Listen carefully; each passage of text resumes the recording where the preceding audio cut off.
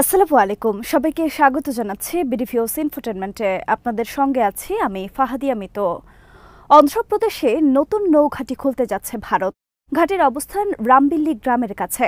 ভারত তাদের সাগরতলের বহর বাড়ানোর পরিকল্পনা করছে, তারই অংশ এই ঘাঁটি।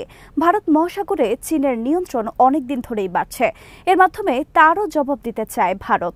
এই ঘাঁটিতে ভারতের যুদ্ধজাহাজ আর পারমাণবিক সাবমেরিনগুলোর জায়গা হবে। এর মাধ্যমে এই অঞ্চলে নিজেদের শক্তিমত্তা দেখাতে চায় ভারত। বিস্তারিত থাকছে হায়দার সাইফের প্রতিবেদনে।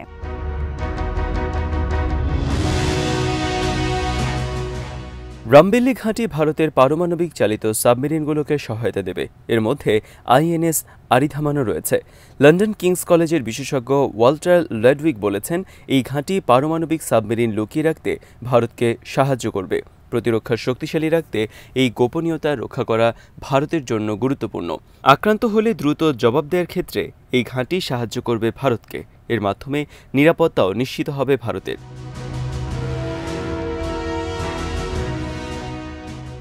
এবছরেই আইএনএস আরিধামান চালুর পরিকল্পনা রয়েছে ভারতের। এটি তাদের তৃতীয় পারমাণবিক চালিত সাবমেরিন। এই সাবমেরিন পারমাণবিক মিসাইল বহনে সক্ষম। ভারতের অন্য দুই সাবমেরিন আইএনএস আরিহান্ত এবং আইএনএস আরিঘাটের চেয়েও আকারে এটি বড়। পুরনো সাবমেরিনগুলো ভারতের সাগরকেন্দ্রিক প্রতিরক্ষা ব্যবস্থার মেরুদণ্ড। নতুন ঘাঁটি আর নতুন সাবমেরিন চালুর অর্থ হল ভারত তাদের নৌবাহিনীকে শক্তিশালী করার দিকে মনোযোগ দিয়েছে।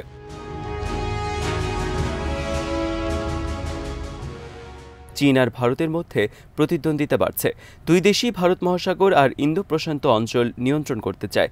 রামবিল্লি ঘাঁটি ভারতের পূর্বাঞ্চলীয় বিশাখাপত্তনম নৌকামার থেকে 50 কিলোমিটার দূরে। এখানে ভূগর্ভস্থ টানেল আর সাবমেরিন লুকানোর উপযোগী পকেট রয়েছে। এই ব্যবস্থার কারণে সাবমেরিনগুলো গোয়েন্দা স্যাটেলাইটকে ফাঁকি দিয়ে বঙ্গোপসাগরে প্রবেশ করতে পারবে। সেখান থেকে এগুলোকে মালাক্কার প্রণালীর মতো অঞ্চলে টহল দিতে হবে। ঘাঁটির প্রথম অংশটির নাম প্রজেক্ট ভার্সা।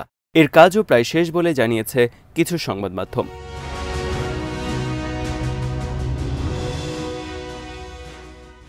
রামবিল্লি ঘাঁটি নিয়ে আলোচনা শুরু হয় 2014 সালে। দিল্লি ভিত্তিক গবেষক মৌরি ব্যানার্জি বলেন, ভারতের নিরাপত্তার জন্য এই ঘাঁটিটি গুরুত্বপূর্ণ। তিনি মনে করেন, ভারত ও এই অঞ্চলকে নিরাপদ রাখতে নৌবাহিনী বড় ভূমিকা রাখবে। এই ঘাঁটি ভারতকে হুমকি ঠেকাতেও সাহায্য করবে। তাদের নৌ শক্তিও যে যথেষ্ট শক্তিশালী, সেটাও এই ঘাঁটির মাধ্যমে প্রকাশ পাবে।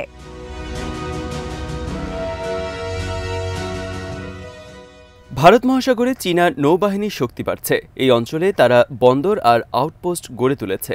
ব্যানার্জি সতর্ক করে দিয়ে বলেন, ভারত আর চীনের নৌবাহিনীর মধ্যে তুলনা করাটা সহজ নয়।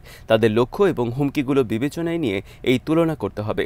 কার্যকর প্রতিযোগিতায় নামতে হলে ভারতকে চীনের পরিকল্পনা বুঝতে হবে বলেও মনে করেন তিনি।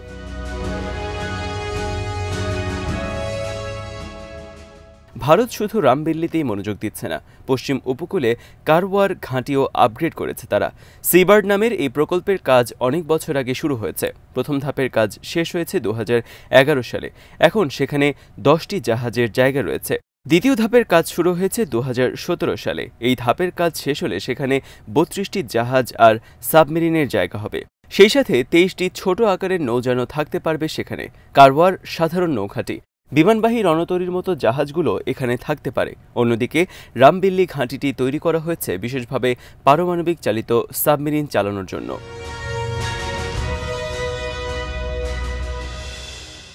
সাবেক সাবমেরিন ক্রু কমোডোর অনিল জয় সিং বিষয়টির ব্যাখ্যা দেন। তিনি জানান যে যেসব দেশের পারমাণবিক চালিত সাবমেরিন আছে তাদের সবারই রামবিল্লির মতো বিশেষ ঘাঁটি আছে।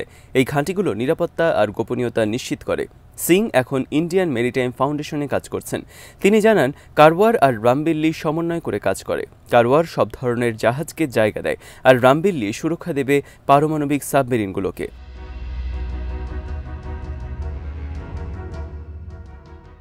বিশ্বের সবচেয়ে বড় নৌবাহিনী এখন চীনের। তাদের জাহাজের সংখ্যায় 350। এক মার্কিন রিপোর্ট জানিয়েছে, 2030 সালের মধ্যে চীনের বহরে সাবমেরিনের সংখ্যা 76-এ গিয়ে দাঁড়াবে। এর মধ্যে 8টি হলো পারমাণবিক চালিত। এগুলো মিসাইল বহন করতে পারে। 13টি হলো পারমাণবিক চালিত অ্যাটাক সাবমেরিন আর 55টি ডিজেল ইলেকট্রনিক সাবমেরিন। অন্যদিকে ভারতের সাবমেরিন হলো 19টি। এর মধ্যে 2টো পারমাণবিক চালিত আর মিসাইল বহনে সক্ষম। 17টি হলো ডিজেল ইলেকট্রিক। ভারত আরও 6টি পারমাণবিক চালিত অ্যাটাক সাবমেরিন বানাতে চায়, তবে এখন পর্যন্ত মাত্র 2টো অনুমোদন পেয়েছে।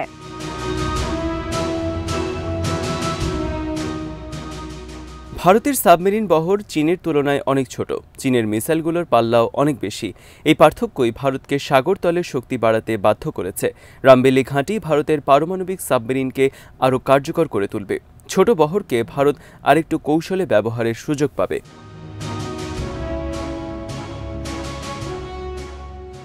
ভারত সংখ্যার দিক দিয়ে চীনকে ধরার চেষ্টা করছে না। বিশ্লেষকদের মতে ভারত মহাসাগরের সুরক্ষার জন্য যতটুকু দরকার ততটুকু শক্তি অর্জনের চেষ্টা করছে ভারত। ভারতীয় নৌবাহিনী সাজানোই হয়েছে এমনভাবে যাতে এই অঞ্চলে অন্য দেশের আধিপত্য তারা ঠেকাতে পারে। ভারতকে তার নিজের চাহিদা আর সামর্থ্যের দিকে মনোযোগ দিতে হবে। শুধু চীনকে অনুকরণ করলে চলবে না। এর অর্থ হলো তাদেরকে সঠিক সাবমেরিন আর কৌশল নিতে হবে।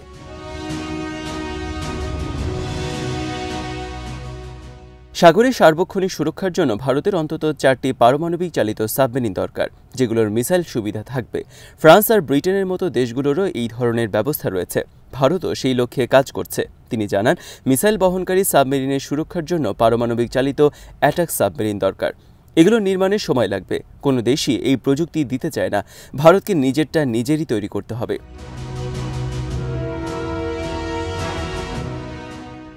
চীন বিশ্বের সেরা নৌশক্তির অধিকারী হতে চায়, যুক্তরাষ্ট্রকে টেক্কা দেওয়ার মতো শক্তি অর্জন করতে চায়। সিং বলেন, এই লক্ষ্য অর্জনের জন্য চীনকে ভারত মহাসাগরে শক্ত অবস্থান গড়ে তুলতে হবে। দক্ষিণ চীন সাগরের জলসীমাকেও তাদের সুরক্ষা দিতে হবে। চীনের পারমাণবিক চালিত সাবমেরিনের সংখ্যা অনেক বেশি।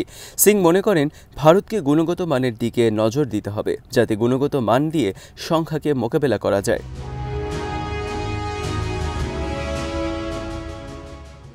রামবেলি ঘাঁটিকে ভারতীয় নৌবাহিনীর গুরুত্বপূর্ণ সংযোজন মনে করেন দিল্লি ভিত্তিক গবেষক অতুল কুমার। আইএনএস ওরিহান সাবমেরিন চালিয়ে ভারতের অভিজ্ঞতা হয়েছে। কিভাবে পারমাণবিক চালিত সাবমেরিন চালাতে হয় সেটা তারা শিখেছে। আইএনএস আরিধামান পরিচালনা করে তাদের অভিজ্ঞতা আরও বাড়বে। তবে এখানে চ্যালেঞ্জও আছে বলে জানান কুমার। মিসাইলবাহী সাবমেরিনকে সুরক্ষা দেওয়ার জন্য ভারতের যথেষ্ট সংখ্যক পারমাণবিক চালিত অ্যাটাক সাবমেরিন নেই। এটা তাদের বড় দুর্বলতা।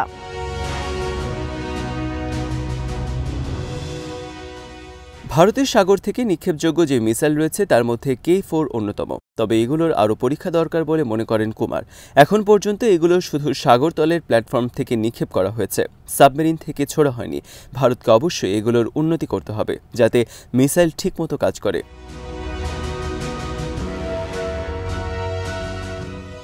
রামবেলি ঘাঁটি ভারতের একটি বড় পদক্ষেপ।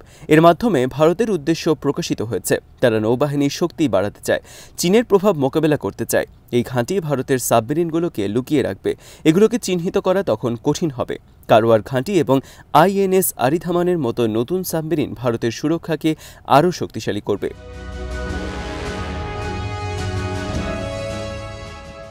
এরপরও ভারতের সামনে বাধা আছে।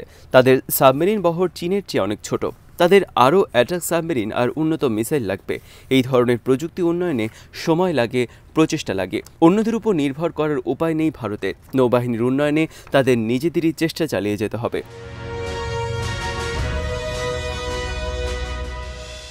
ভারত মহাসাগরে চীনের প্রভাব ভারতের জন্য একটি চ্যালেঞ্জ। বিশাল নৌবাহিনী আর নতুন আউটপোস্টের কারণে চীন এখন এখানে বাড়তি সুবিধা পাবে। তবে ভারতের উচিত হবে না চীনকে অনুকরণ করা, তাদেরকে বরং নিজেদের শক্তির দিকে মনোযোগ দিতে হবে।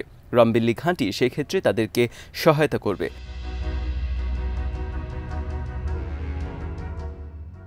ভারতের নতুন ঘাঁটিকে শুধু সাবমেরিনের জায়গা থেকে দেখলে চলবে না, বরং বিশ্বকে তারা দেখাতে চায় যে নৌশক্তি বাড়াতে তারা বদ্ধপরিকর। ভারত মহাসাগরে তারা নিজেদের কর্তৃত্ব যতটা পারা যায় বজায় রাখতে চায়। সতর্ক পরিকল্পনা আর কঠোর পরিশ্রম তাদের সাহায্য করতে পারে। তাহলে চীনের চেয়ে ছোট নৌবাহিনী নিয়েও তারা হয়তো লক্ষ্য হাসিল করতে পারবে।